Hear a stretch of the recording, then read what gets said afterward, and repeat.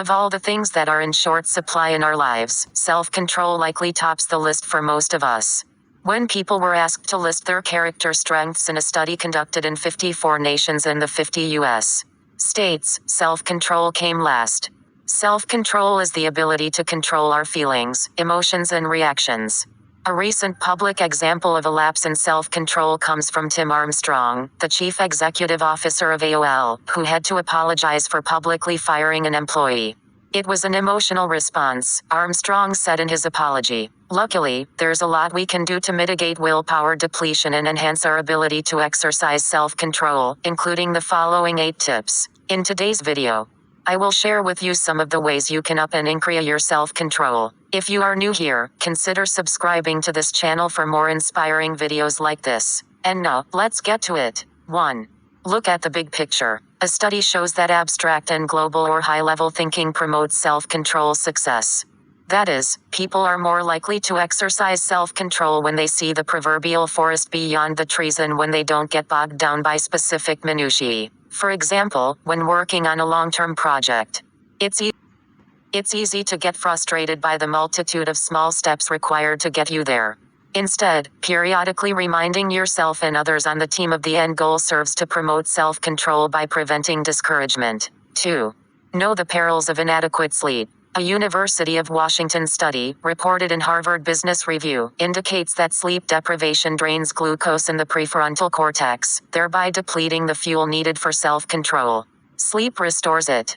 This was found to make a difference at work the next day between ethical and unethical behavior, such as cheating by falsifying receipts.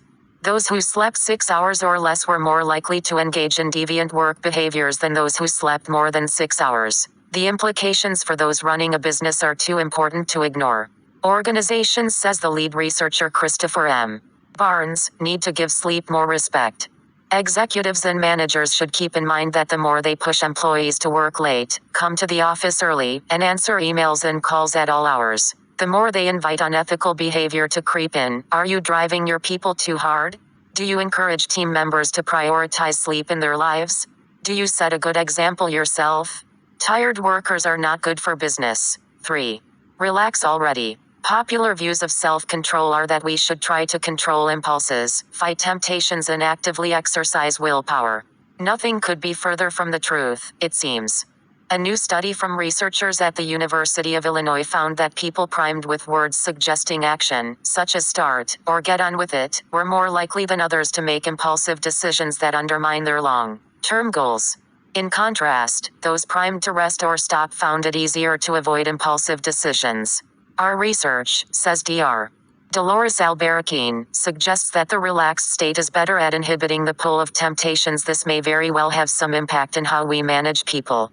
Pushing them to move on may result in more risky behavior or impulsive decisions. 4. Do some short bouts of exercise. Do you find yourself with limited time to undertake a full exercise program? The good news is that, when it comes to self-control, short bouts of moderately intense exercise is all you need to boost your strength in this area. The prefrontal cortex is responsible for self-control, and research reported in Science Daily shows that short bouts of exercise result in increased blood and oxygen flow to the prefrontal cortex, which may explain the boost in self-control ability. No matter how busy you are, plan to include a short burst of exercise in your daily routine. 5. Get digital self-control support. There is a plethora of apps that can help you exercise self-control, even apps that can help you exhibit control when you're online.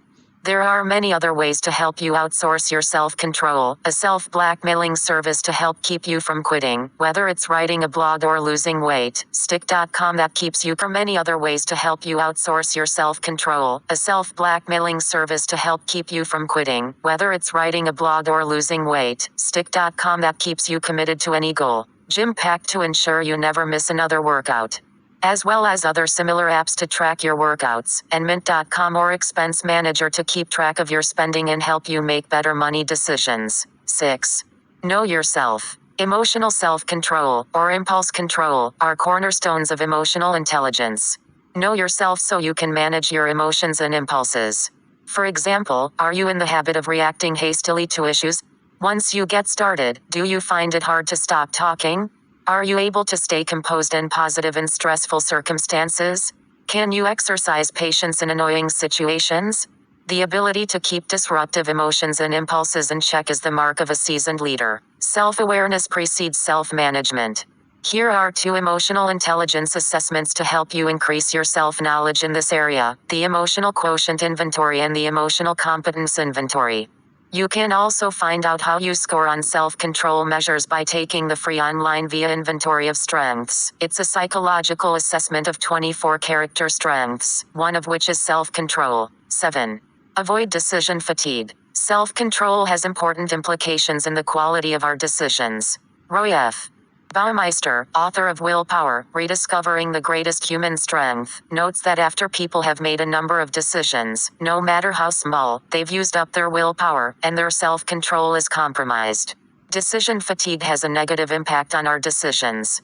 For example, some people react by preferring not to make a decision at all, others may make impulsive decisions or decisions that are more subject to irrational bias.